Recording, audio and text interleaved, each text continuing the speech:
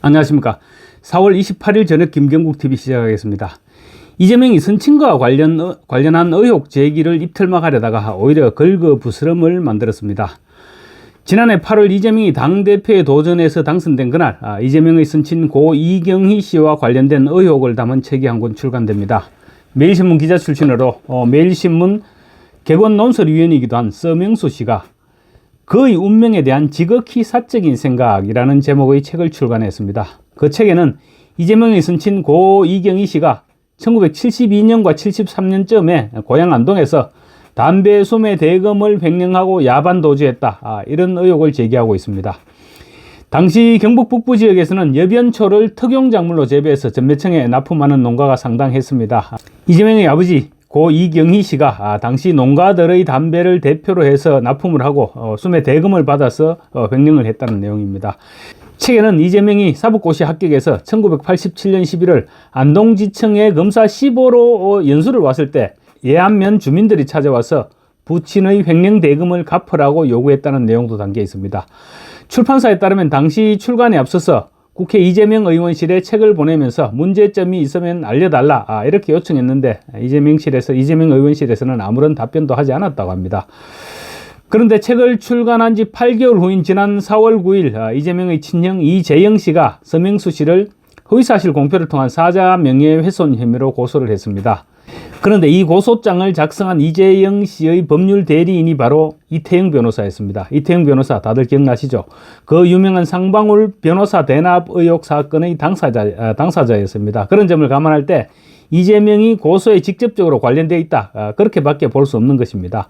그래서 서명수 씨는 이재명과 이재영 두 형제를 한꺼번에 무고 혐의로 오늘 맞고소했습니다. 이재명은 입틀막을 위해 서명수 씨를 고발했는데 오히려 선친의 행위가 만천하에 다시 한번 공개되는 그런 역효과를 낳고 있는 것입니다. 이와 관련해서 이재명은 지난 1월 13일 당 최고위원회의에서 아무도 묻지 않았던 말을 합니다. 전날 전용기 의원이 민주파출소에서 카톡을 통해 전파되는 가짜뉴스를 색출하겠다, 이런 식으로 발표한 데 대해서 카톡 검열 논란이 일었죠. 그 논란이 일었을 때 이재명이 전용기를 두둔하면서 자기 이야기를 합니다. 이재명은 카톡이 가짜뉴스 성역이냐? 지금 이 순간에도 수십 년 전에 돌아가신 이재명의 아버지가 무슨 공산당 활동을 하면서 사람을 얼마나 죽였느니, 담배 대금을 떼먹고 도망을 갔느니, 이재명이 무슨 어릴 때 성폭행을 해가지고 감옥을 갔다 왔느니, 이런 것들을 아직도 카톡방에서 뻔뻔스럽게 뿌리고 있지 않느냐라고 말합니다. 그러면서 그런 것을 방치하느냐? 가짜뉴스는 민주주의의 적이다. 반드시 뿌리 뽑아야 한다라고 강조했습니다. 이때 사실은 서명수 씨에 대한 1차 입틀막이 있었던 셈이죠. 그리고 지난 4월 9일 이재명의 형 이재영이 분당경찰서에 서명수를 사자 명예훼손 혐의로 고소하면서 2차 입틀막이 시도된 것입니다. 서명수 씨는 자신에 대한 고소가 이재명의 형 이재영 씨 명의로 이루어졌지만 이재명이 반대했다면 있을 수 없었던 일로 결국 이재명이 직접 고소한 것이나 다름없다고 주장하고 있습니다. 서명수 씨는 오늘 국회 소통관에서 이상휘 국민의힘 미디어특위위원장 그리고 최지우 국민의힘 미디어 법률단장과 함께 기자회견을 통해서 무고 혐의 맞고소 방침을 밝히고 이재명의 부친 이경희 씨와 관련한 사건을 다시 한번 설명을 했습니다.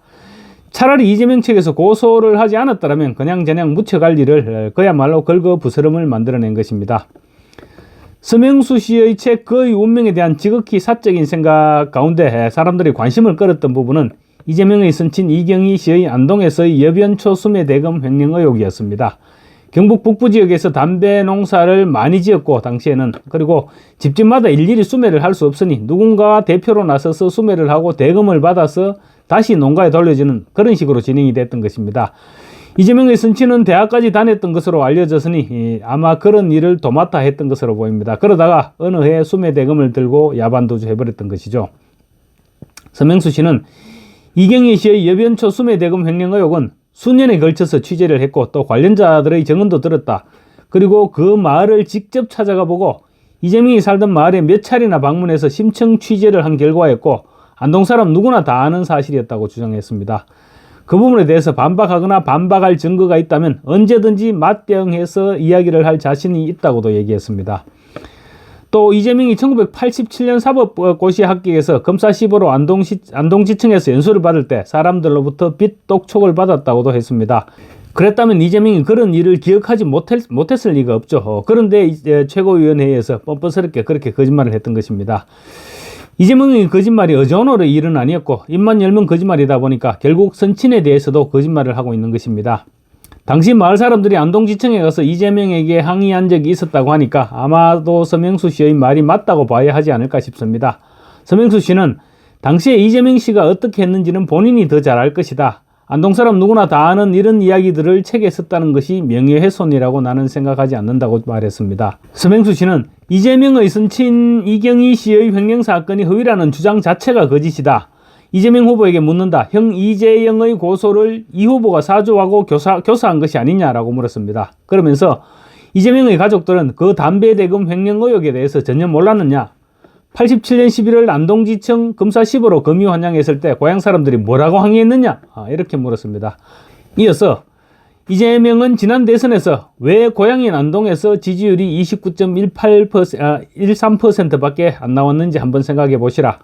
부친의 빚을 지금 와서 갚아라고 요구하지는 않겠지만 거짓말에 대해서는 사과하고 사죄하라고 요구했습니다. 이어서 2020년 2월 대구에서 코로나 확진자가 급증했을 때 대구시장이 경기도에 확진자 이송을 요청하면서 SOS를 쳤던 적이 있는데 그때 이재명 경기도지사는 대구 환자들을 받지 못하겠다고 했다는 점을 상기시켰습니다.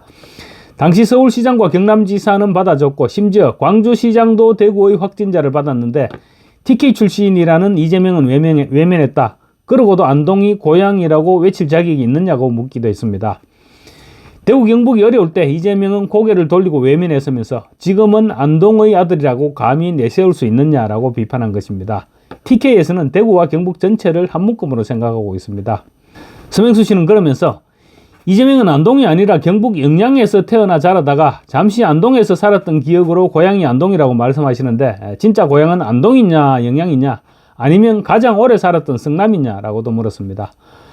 국민의힘 미디어 법률단장인 최지우 변호사는 여러 가지 측면을 볼 때 이번 사건은 명예훼손이 성립할 수가 없음이 명백하다. 그럼에도 불구하고 이재명 측은 입털막을 하기 위해서 서명수 씨가 자신의 부친 등의 명예를 훼손했다고 고소했다고 지적했습니다.